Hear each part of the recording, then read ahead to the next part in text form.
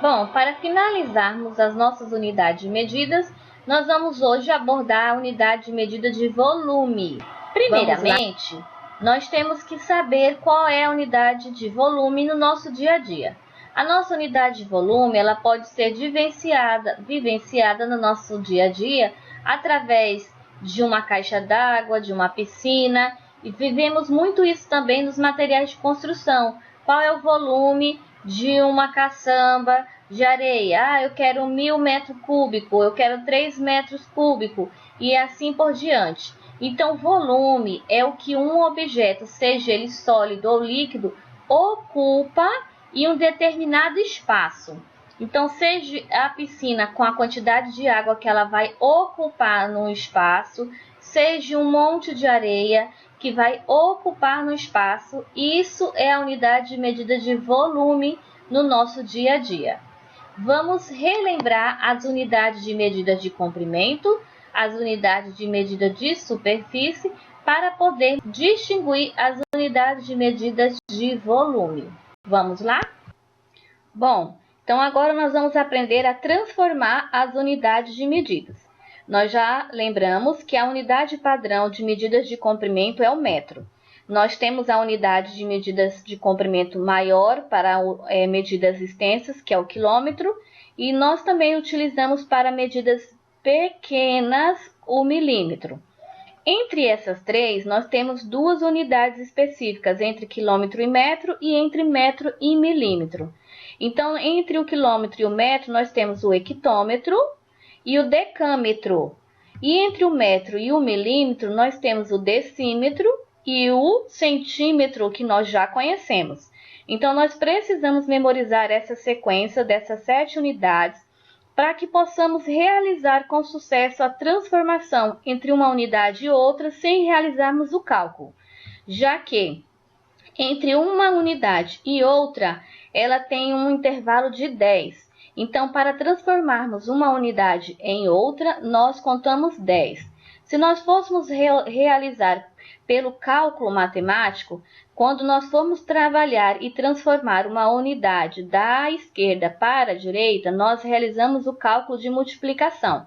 E da direita para a esquerda, nós realizamos o cálculo de divisão.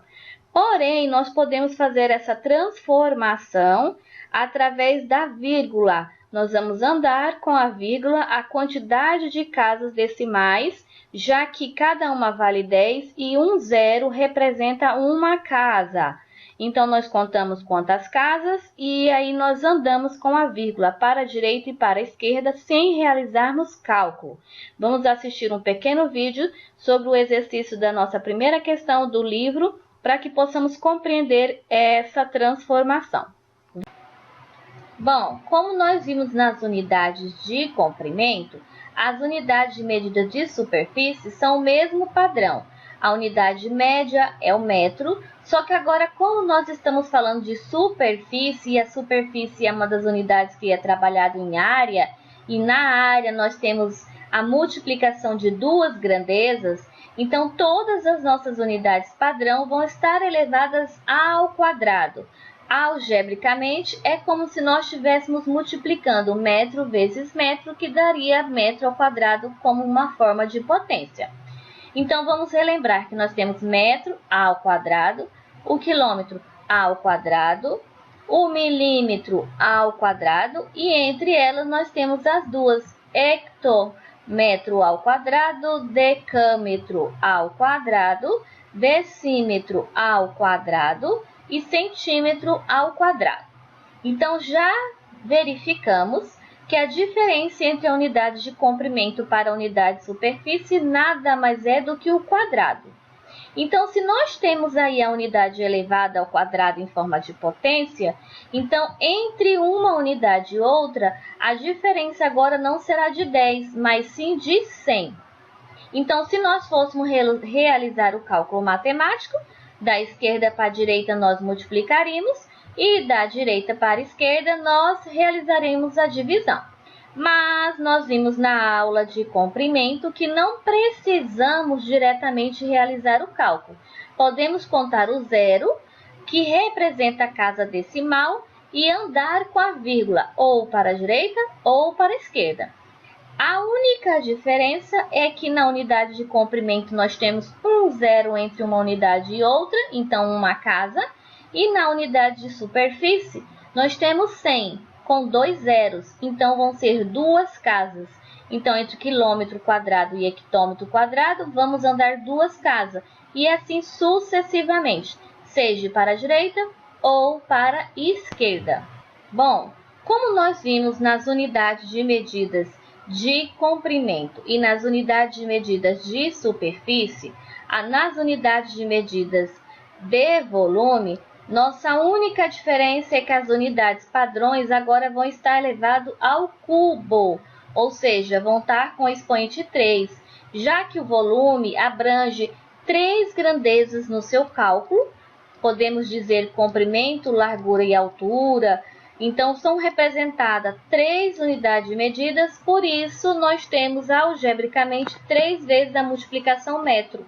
Então, todas as nossas unidades padrões vão estar elevadas ao cubo, seja quilômetro cúbico, metro cúbico, milímetro cúbico. Lembrando que entre elas nós temos o hectômetro e o decâmetro, também elevado ao cubo, e nós temos o decímetro e o centímetro, também elevado ao cubo. Assim como nas unidades de medidas de comprimento e superfície, nós temos um intervalo entre essas unidades.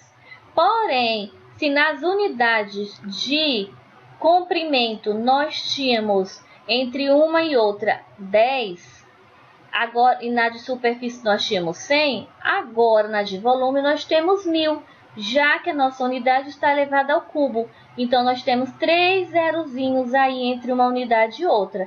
Isso quer dizer que representa 3 casas. Então, teríamos que contar 3 casas entre a conversão de uma unidade a outra. Se formos realizar o cálculo matemático, basta lembrar que se formos fazer da direita para a esquerda, nós vamos multiplicar, e da direita para a esquerda, nós vamos dividir.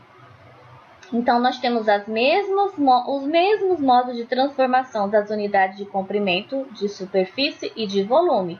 Porém, reforçando, na de comprimento nós temos um intervalo de 10, então uma casa entre outra. Na de superfície 100, então 2 casas entre uma e outra.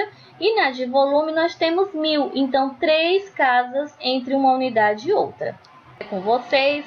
Finalize as atividades, espero que tenham relembrado as unidades de medidas. Qualquer dúvida, estarei à disposição. Fiquem com Deus e até o próximo conteúdo.